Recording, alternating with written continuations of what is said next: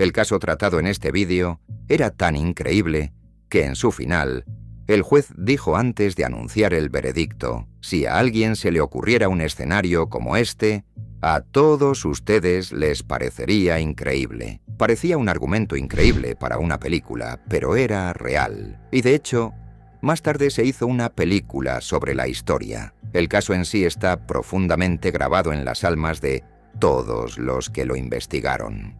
La historia comienza en Miami, Florida, en una sala de gimnasio llamada Sun Gym. En el verano de 1992, el club pasaba por malos momentos. El propietario era John Meth, de 57 años, que había sido culturista profesional en su juventud. En 1987, Meth, que para entonces ya tenía títulos de contable y notario, decidió montar su propio negocio. Como era de esperar, la elección del exculturista recayó en un club de fitness. Sin embargo, John Meth no entendía una cosa. La mayoría de las personas que aportan dinero a este tipo de instituciones no se proponen la tarea de convertirse en Mr. Olympia. En su mayoría son trabajadores de clase media que acuden al club solo para mantenerse en forma. John organizaba regularmente en el club diversos tipos de competiciones para culturistas profesionales con la esperanza de que su club se convirtiera en el lugar más atractivo para los atletas de Florida.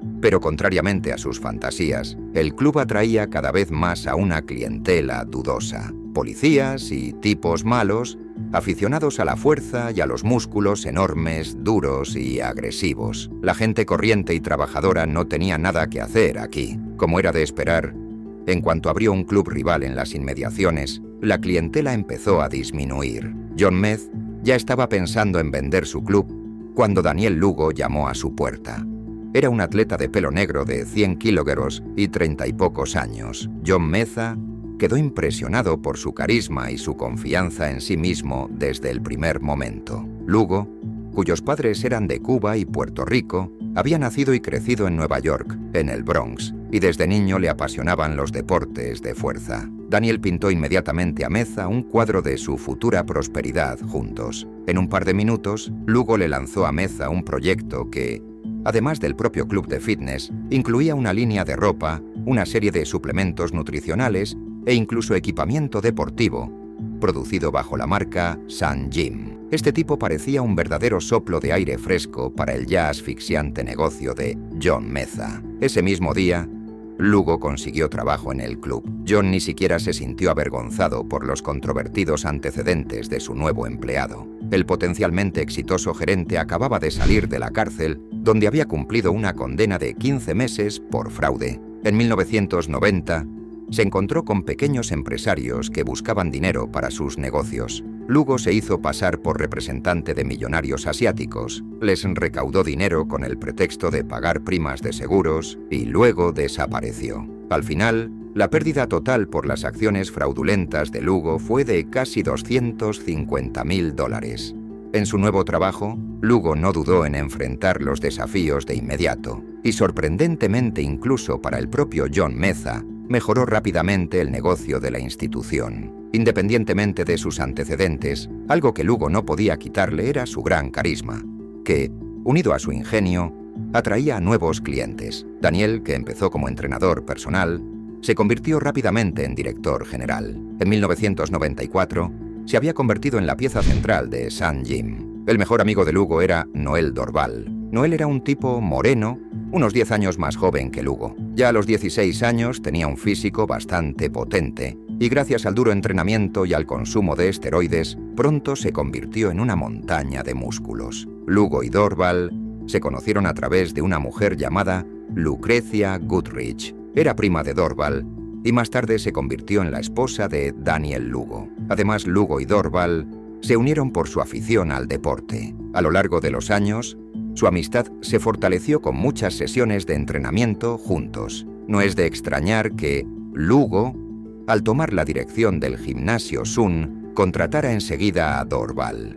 Quienes conocieron a los dos hombres recuerdan invariablemente su carácter áspero y sus duros diálogos, pero siempre señalaron que ambos daban la impresión de personalidades excepcionalmente fuertes que no se arriesgarían a cruzarse en el camino. Sin embargo, Dorval era un tipo bastante alegre y bobalicón, y siempre estuvo bajo la fuerte influencia de su compañero mayor Daniel Lugo. El propio Daniel, a pesar de ocupar ya un alto cargo en el Club St. Jim, quería algo más. Mirando a la gente de éxito que ahora acudía a su club, sinceramente no entendía cómo esa gente era mejor que él. En su opinión, estaba claro que él se merecía la vida pija más que ellos, así que se esforzó por hacer el mayor número posible de conocidos en esos círculos. Uno de ellos era George Delgado, un empresario de complementos alimenticios. Lugo consiguió muy pronto acercarse a Delgado y causarle una gran impresión.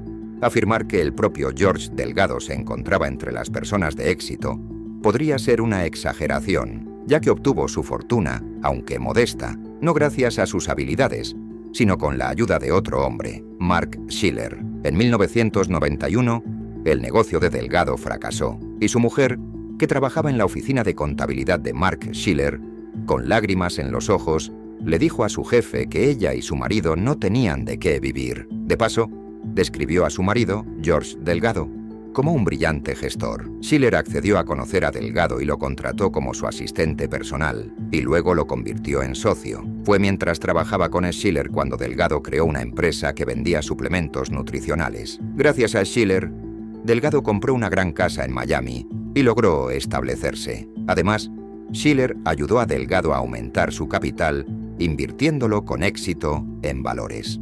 En la época de los hechos descritos, Delgado y Schiller ya no eran socios. Habían dividido su capital en 1992. En gran medida, esto no ocurrió sin la participación de Lugo. Delgado simpatizaba tanto con Lugo que trató de incorporar a su nuevo amigo a su negocio conjunto con Schiller. Pero a Schiller no le gustó Lugo desde el principio. Consideraba a Daniel un tipo espeluznante y peligroso, y acabó diciéndole a Delgado: «O él o yo». Delgado estaba tan influido por Lugo que le eligió a él, a pesar de que era a Schiller a quien debía su riqueza. Delgado decidió devolverle a Schiller esta amabilidad de una forma muy extraña. Conspiró con Lugo y Dorval para robarle a Schiller hasta el último céntimo que tenía.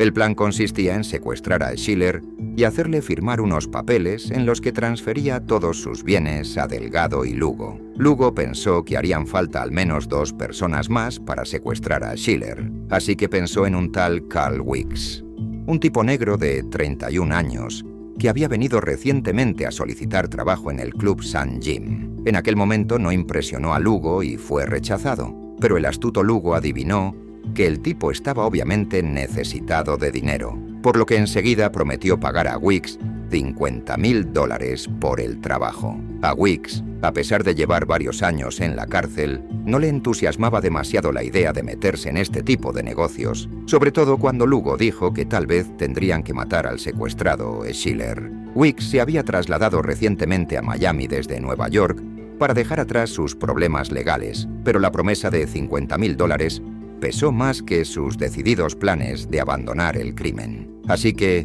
además de Lugo, Dorval y Delgado, se incorporó al caso Carl Weeks. La última persona a la que decidieron poner en el caso fue Mario Sánchez, un tipo gigante de 150 kilos que en su día trabajó como instructor en el gimnasio Sun. Sánchez tenía licencia de vigilante de seguridad, lo que le daba derecho a llevar un arma. Este fue probablemente el factor decisivo para incorporar a Sánchez al grupo. Una vez reunida la banda, comenzaron los intentos de secuestro de Schiller. Fueron muchos, porque era más difícil secuestrar a la víctima de lo que parecía a primera vista. De hecho, los planes de los delincuentes no estaban pensados ni en su concepto, ni mucho menos en su ejecución. Así, querían llamar a la puerta de Schiller en Halloween disfrazados y agarrarle cuando abriera la puerta, pero en lugar de eso, pasaron la noche en un club de striptease. Luego persiguieron a Schiller para sacarle de su jeep en medio del tráfico, pero no le vieron cuando giró bruscamente en una vía cercana. A principios de noviembre,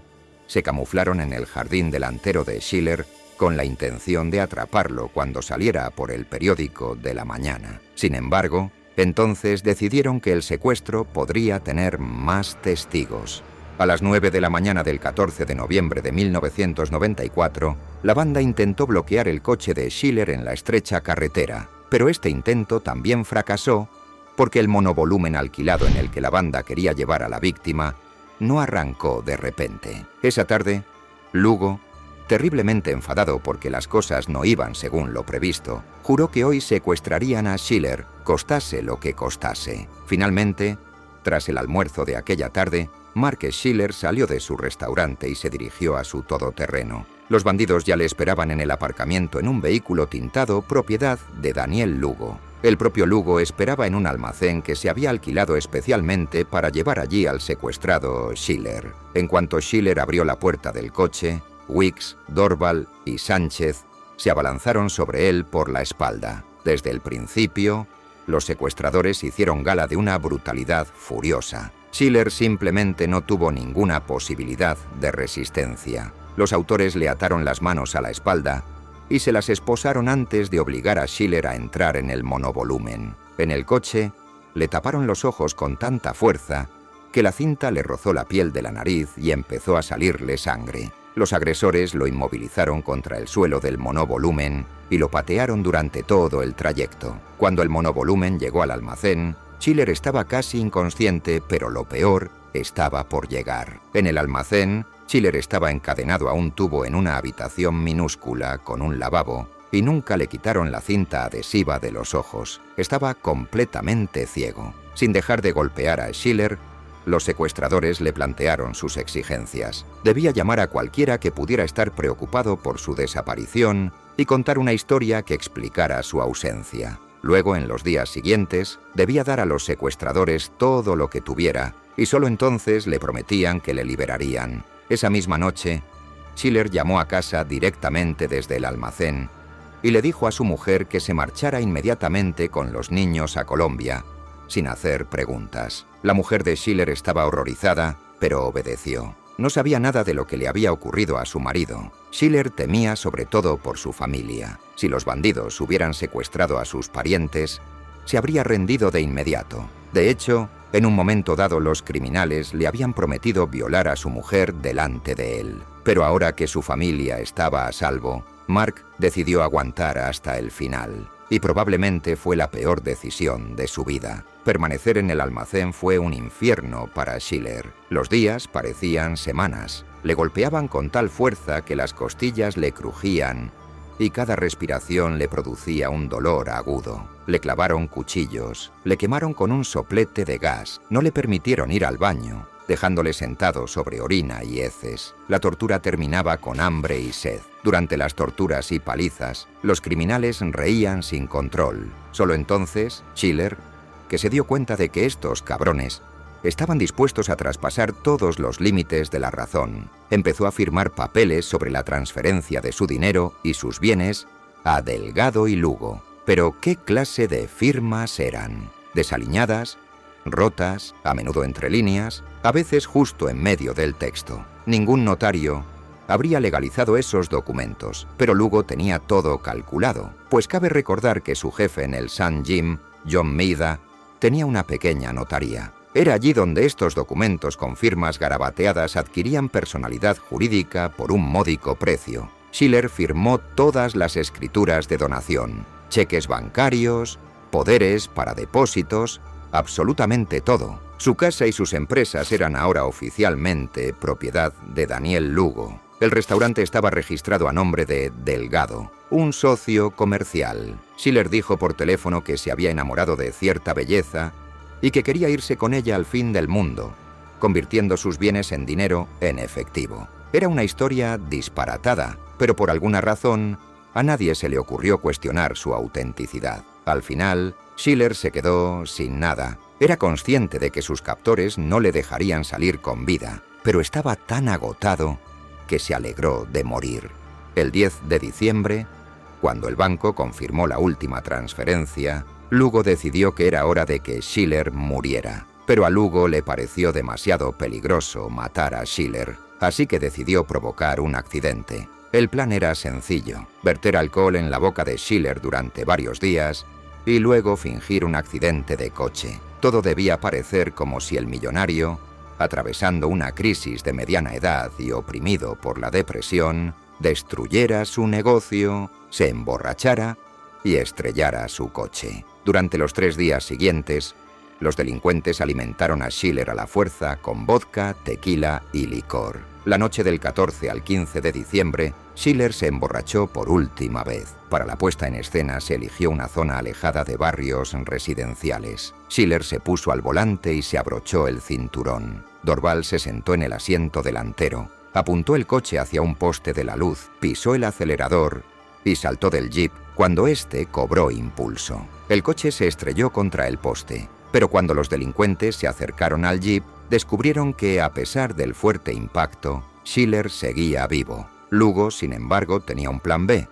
Esta vez, al 100%. Cogió un bidón de gasolina del maletero de su Camry, roció a Schiller, el salpicadero delantero y los asientos con combustible, y luego le prendió fuego. Para asegurarse, también arrojó una bombona de propano en el asiento trasero para que, al explotar, no dejara ninguna posibilidad a Schiller. Los autores ya se habían alejado una distancia decente, pero cuando se volvieron, vieron a Schiller literalmente de rodillas saliendo del jeep en llamas. Su ropa estaba ardiendo. Probablemente habría muerto de todos modos, pero Lugo decidió actuar con seguridad. El coche que contenía a los bandidos dio media vuelta y se dirigió hacia Schiller. El primer impacto del coche le derribó al suelo, pero Lugo pensó que el impacto no había sido lo bastante fuerte. Como consecuencia, al dar marcha atrás, los delincuentes atropellaron 2 veces a Schiller, además de golpearle, rompiéndole finalmente los huesos. Los bandidos se marcharon para celebrar el éxito del caso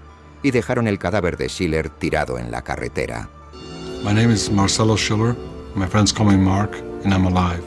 En la madrugada del 15 de diciembre, testigos presenciales vieron salir humo del jeep en llamas y encontraron al hombre destrozado tendido cerca, aún con vida. Trasladado en ambulancia a una clínica en estado de coma, Schiller fue rescatado por los paramédicos. Además de quemaduras, hematomas y costillas rotas, tenía la pelvis rota, la vejiga rota, el pelo quemado y la cabeza y la cara desfiguradas por los golpes. No llevaba ningún documento encima. Fue operado sin problemas y su estado se estabilizó. El 16 de diciembre, por la mañana, Mark Schiller recobró el conocimiento. Inmediatamente contó a los médicos todo lo que le había ocurrido, pero nadie le creyó, asegurándole que solo estaba ebrio por la fiebre blanca. Cuando Schiller consiguió que la enfermera le diera un teléfono, llamó a su abogado.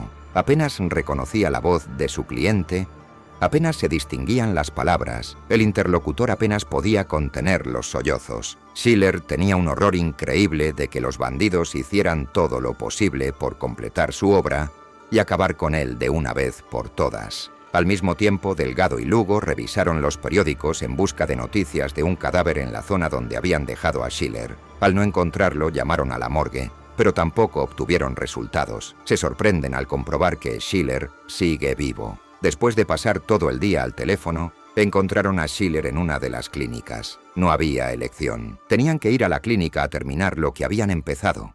A las 10 de la mañana del 17 de diciembre, Lugo y Dorval, vestidos de médicos, fueron a la clínica donde estaba Schiller. Allí, sin embargo, se encontraron con la sorpresa de que se había marchado en un helicóptero médico 2 horas antes. Schiller comprendió que lo primero que debía hacer era abandonar Miami. Llamó a su hermana, que vivía en Nueva York, y a pesar de las objeciones de los médicos de que no había que tocar al paciente, se lo llevó. Ya en Nueva York, Schiller marcó el número de Delgado y le prometió que pagaría por todos sus actos. Delgado, como el resto de la banda, estaba aterrorizado. Un Schiller vivo y decidido era una seria amenaza. Los gángsters tenían que eliminarlo a toda costa, pero no sabían dónde estaba. Desde Nueva York, Schiller llamó inmediatamente a la policía de Miami, pero le dijeron que tenía que ir en persona a la comisaría y hacer una declaración. En vano dijo Mark que estaba confinado en una camilla y no podía andar. En vano aseguró que la sola idea de volver a Miami le aterrorizaba. Todos estos argumentos fueron en vano. Le ofrecieron ir a declarar 4 veces, pero no se decidía. Finalmente, Schiller llamó al detective privado Ed Dubois y le dijo que volaba a Colombia para recuperarse. Schiller dio instrucciones al detective para que preparara pruebas para presentar a la policía y le enviara todos los documentos pertinentes al incidente.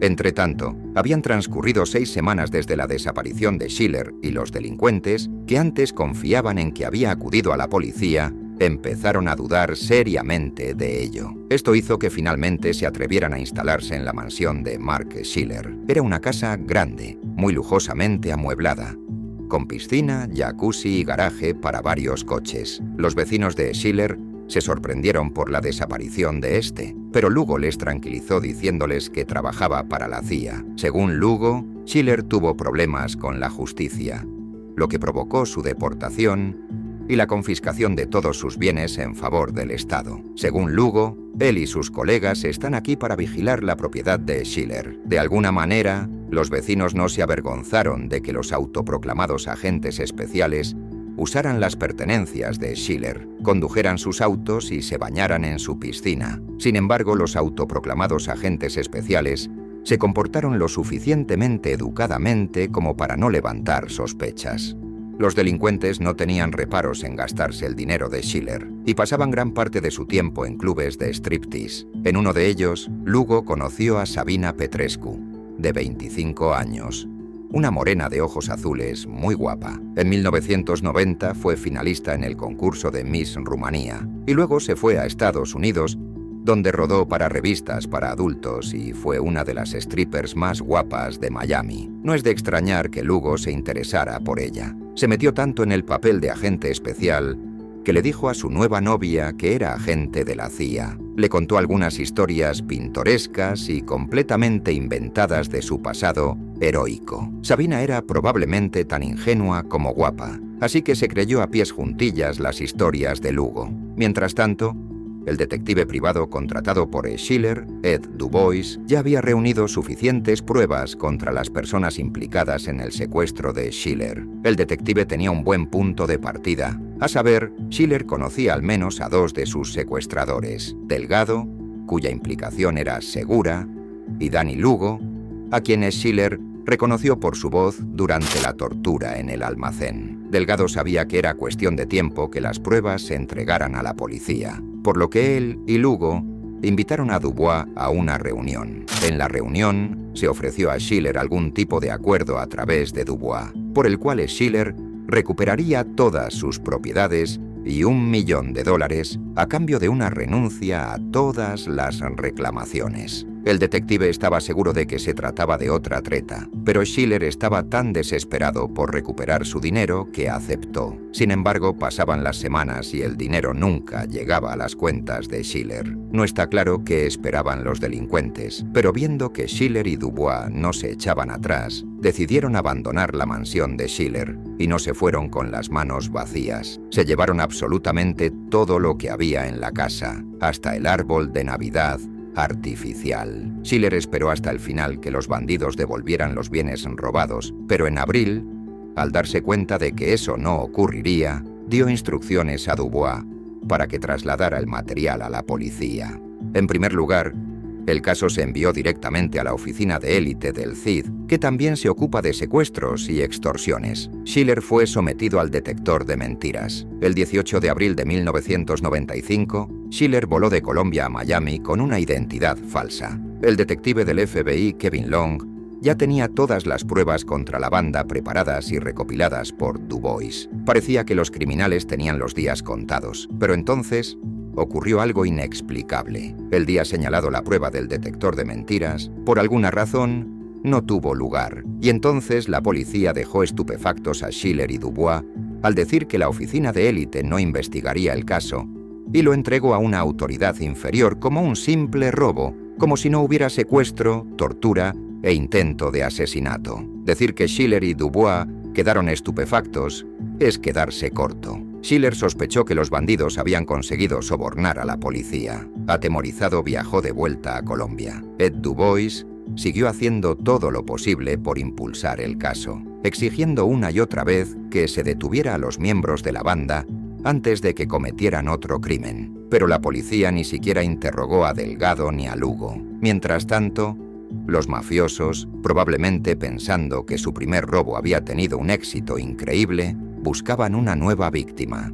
Una tarde de mayo de 1995, Dorbol estaba mirando fotos de su novia, Beatrice Weyland. En una de ellas vio un Lamborghini Diablo amarillo. Inmediatamente se le iluminaron los ojos. Cuando le preguntó de quién era el coche, Beatrice le contestó que pertenecía a uno de sus ex, un joven millonario llamado Frank Griga. En ese mismo instante, Dorval se dio cuenta de que ya conocían el nombre de su siguiente víctima. Esta vez, sin embargo, Lugo decidió que ya habían superado los secuestros rudos y triviales a plena luz del día. En primer lugar, porque Griga era un pez más gordo que Schiller. En segundo lugar, porque este último tenía una joven prometida, Cristina, que podía ponerse en contacto con la policía en un par de horas tras la desaparición de su prometido. Por estas razones, se decidió conocer y ganarse la confianza de Griga a través de conocidos mutuos de una u otra forma. A Frank Griga y a la novia de Dorval,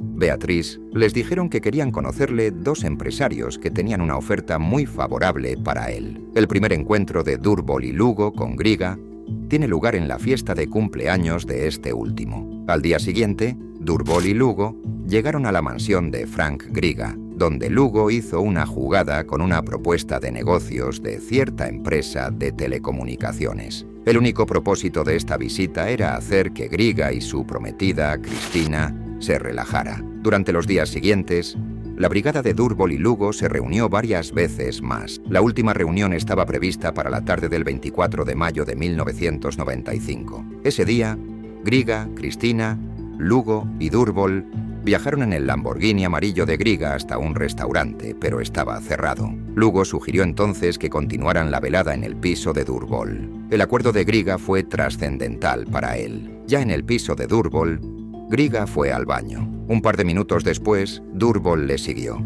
De repente se oyó un estruendo y gritos procedentes del cuarto de baño. Cristina corrió a ver qué pasaba. Lugo corrió tras ella. Dorval y Griga se estaban peleando. Seguramente Dorval se abalanzó sobre Griga, pero este empezó a contraatacar violentamente. Griga no tenía ninguna oportunidad. Dorval poseía una fuerza física tremenda. Él mismo no se dio cuenta de su poder esteroide, y esto tuvo consecuencias fatales. Durante el forcejeo, Dorval golpeó la cabeza de Griga contra la esquina, fracturándole el cráneo. La habitación quedó salpicada de sangre casi hasta el techo. Cristina gritó. Lugo la agarró por detrás y le inyectó un tranquilizante para caballos, toda la dosis que se había supuesto que se repartiría entre ella y Griga. A los criminales no les interesaba mucho la posibilidad de que la chica no sobreviviera, porque lo que más les interesaba era Frank Griga. Tras comprobar su estado, Lugo se dio cuenta de que Dorval se había excedido, y ahora el hombre que debía darles millones emitía sus últimos alientos, tendido en el suelo hasta que finalmente murió. Este giro de los acontecimientos hizo temblar incluso al, hasta entonces, siempre confiado Danny Lugo. Ahora, en lugar de pensar en dónde gastar los millones de Frank Grigi, tenía que pensar en cómo deshacerse de dos cadáveres. Al día siguiente, 25 de mayo, Lugo fue a casa de Dorval. El cadáver de Griga seguía tendido junto a la bañera, y Cristina seguía inconsciente. Delgado llegó entonces a la casa. Para entonces, Cristina empezaba a despertarse lentamente. Los bandidos empezaron a exigirle el código de la mansión, pero el tranquilizante hacía que sus pensamientos fueran confusos. Hablaba en húngaro y no entendía casi nada. Dio algunos números que Luga anotó. Después le inyectaron más somníferos para que dejara de gemir. Luga esperaba entrar en casa de Grigi, pero el código que le dio Cristina era erróneo. De vuelta en el coche, Luga llamó a Dorval y le dijo que despertara a Cristina y le diera el código correcto, a lo que Dorval le contestó literalmente lo siguiente: «Esa puta se está enfriando». Fue un completo fracaso, un desastre. Así pasó el día, y por la noche se decidió ocuparse de los cadáveres mañana. El 26 de mayo, viernes, los cuerpos de Griga fueron escondidos en un sofá y los de Cristina en una caja. Los cuerpos fueron trasladados a un almacén. Allí Dorval y Lugo esperaban a Delgado, que había comprado de antemano todo lo necesario para deshacerse de los cuerpos, incluida una motosierra. Mientras procedían a descuartizar los cuerpos, los delincuentes quemaron el motor de la motosierra y esta funcionó mal. Luga cogió el recibo, fue a la tienda y exigió que se la cambiaran. Esta vez le dieron una sierra eléctrica, pero esta también se rompió pronto después de que el pelo de Cristina se enredara en ella. Lugo se enfadó muchísimo. Cogió un hacha y él y Dorval procedieron a desmembrar los cuerpos de una manera más adecuada. Durante varios minutos, Delgado estuvo sentado solo y escuchó cómo el hacha, en el otro extremo del almacén, surcaba los cuerpos. Finalmente el trabajo estaba hecho. En un barril yacía el cuerpo de Cristina, en otro, el de Frank Grigi. Las cabezas de los muertos se colocaron en 2 cubos de plástico. El tercero contenía las manos y los pies de las piernas. Un cansado Durbol pidió a Delgado que le llevara a su cita. De vuelta al almacén, Delgado vio una escena espantosa. Daniel Luga, de pie en el exterior, junto a un barril de hierro ardiendo, asando las partes cortadas de los cuerpos de las víctimas sobre una rejilla, intentando que fuera imposible su identificación. Al hacerlo, se ayudó con un quemador de gas, chamuscándose las puntas de los dedos. Delgado estaba aterrorizado y le gritó que se llevara el barril al interior del almacén, ya que podía ser visto en la calle. Luga accedió de inmediato y continuó su ocupación en el interior. Al mismo tiempo, la hermana de Frank Grigi no pudo ponerse en contacto con su hermano. Inmediatamente pensó que estaba en apuros. Cuando llegó a su casa, descubrió que el perro llevaba varios días sin comer, lo que claramente no era característico de Frank. El Lamborghini amarillo no estaba en el garaje. La vecina dijo que hacía 2 días había visto a Griga y Cristina salir de casa en su coche, acompañados de 2 tipos inflados. Esto no dejaba lugar a dudas de que algo malo le había ocurrido a Frank Griga. La hermana de Griga acudió a la policía, y quizá la policía no hubiera dado mucho crédito a la denuncia, pero al día siguiente encontraron su Lamborghini amarillo en una zona pantanosa abandonada. Aproximadamente una semana después de la desaparición de Frank y Cristina, el detective Ed Dubois recibe una llamada de un viejo conocido suyo de la policía. Le dijo que estaban investigando un caso de personas desaparecidas y que uno de los sospechosos podría ser el mismo al que Mark Schiller había culpado de su secuestro, Daniel Luga. Era difícil no sumar 2 más 2. Dubois fue inmediatamente a reunirse con el detective que investigaba la desaparición de la pareja húngara y le contó todo sobre el caso Schiller, que la policía se había negado a aceptar unos meses antes. El detective citó inmediatamente a Schiller en Colombia, que voló a Miami el viernes 2 de junio. Ahora ya nadie se reía de su historia ni hablaba de inventar historias. Los policías se pusieron manos a la obra con las pruebas del detector de mentiras. Tenían nombres: George Delgado, John Mezzo y Daniel Luga. Este fue el comienzo del sonado caso de la banda San Jim. El 3 de junio, 75 policías se movilizaron en el parque de la ciudad, dispuestos a detener a los sospechosos. El primero en ser apresado fue George Delgado, detenido en su domicilio a las 8:30 de la mañana. En el interrogatorio, Delgado afirmó que Schiller le debía dinero. Delgado supuestamente contrató a Lugo para que le sacara el dinero a Schiller, pero Lugo supuestamente le estafó y se lo quedó todo para él. La siguiente persona a la que acudieron fue Noel Durbol. No se resistió a la detención. La policía registró inmediatamente su piso y encontró literalmente cientos de objetos de la casa de Mark Schiller. Cuando le interrogaron, Durbol no dijo ni una palabra. Cuando fueron a buscar al principal sospechoso al piso de Sabina Petrescu, Lugo no estaba allí. Había desaparecido. Sin embargo, en el piso había muchas pruebas: ropa de Cristina y Frank Grigi con restos de sangre, cinta adhesiva con la que los criminales ataban a sus víctimas, una pistola y esposas. Durante el interrogatorio, Sabina convenció a la policía de que Daniel Luga era un agente del gobierno en misión secreta. Solo entonces se le abrieron los ojos sobre quién era realmente. Tras conocer la verdad, confesó que Daniel había volado a las Bahamas el día anterior en una supuesta misión secreta. 5 días después, un grupo especial viajó a las Bahamas. Luga fue detenido y enviado de vuelta a EU. Cuando el avión aterrizó en Estados Unidos, Luga vio muchos coches de policía y preguntó: ¿todo esto es para mí? El detective que se sentaba a su lado le contestó: «Te lo dije, Danny, tienes algunos problemas en Miami».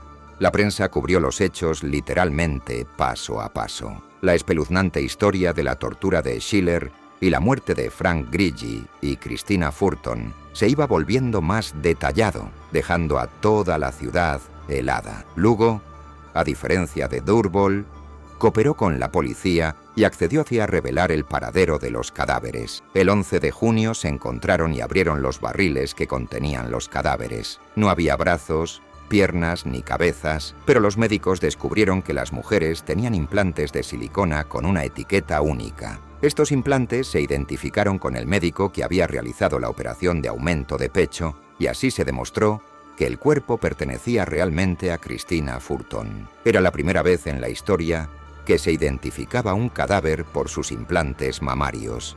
En verano y otoño de 1995 hubo más detenciones. John Mezzo fue puesto en libertad tras ser interrogado y finalmente se detuvo a la esposa de Durbol. Carl Weeks y Mario Sánchez, que habían participado en el secuestro de Schiller, fueron localizados y detenidos. Cada uno de los autores del secuestro cooperó activamente con la policía, haciendo que todo se aclarara. A Sabina Petrescu, que se hizo ilusiones con su agente de la CIA, se le concedió inmunidad a cambio de una confesión completa. Estaba al tanto de las actividades de la banda y conocía muchos detalles. A Mario Sánchez le cayeron 2 años de cárcel, a Carl Weeks 10. Después llegó el turno de los miembros más importantes del caso de la banda San Jim. Delgado, abatido por la detención, cooperó con la policía lo mejor que pudo desde el principio, y sus abogados acabaron consiguiendo para él una condena de 15 años. Durbol had him in a headlock and twisting his neck and was killing him.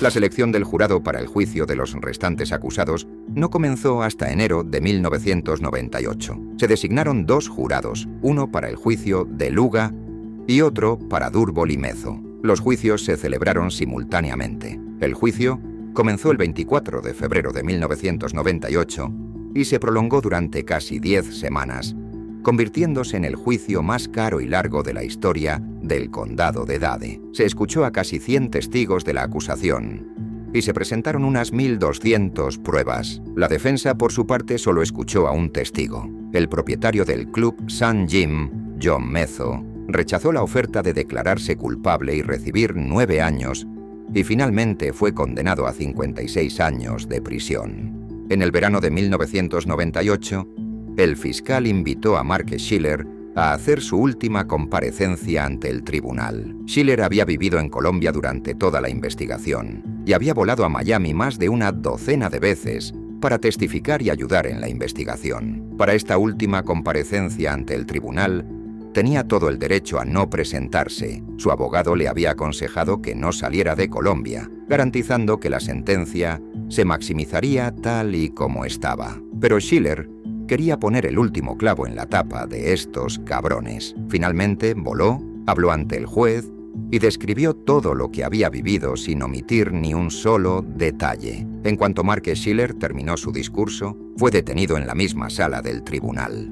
Es difícil imaginar la conmoción que experimentó en ese momento. Resultó que los agentes del FBI habían estado tras él durante los 3 años que duró la investigación y no le tocaron hasta el último momento. Descubrieron la implicación de Schiller en un largo fraude al seguro médico. Los fiscales pedían 25 años para Schiller, 10 más de los que recibió Delgado. Pero el juez ejerció su derecho a defender al acusado ante el jurado, un caso casi único para un juez. El juez destacó el valor de Schiller, su ayuda a la investigación y, sobre todo, el sufrimiento que padeció. Todo ello, en opinión del juez, debería haber atenuado la condena por fraude. Al final, Schiller recibió el mínimo para tal cargo, 4 años. Sin duda, debería haber escuchado a su abogado, pero lo más importante es que, por lo que respecta a Luga y Durbol, ni una sombra de simpatía parpadeó en ningún miembro del jurado. Al final, ambos fueron condenados a muerte.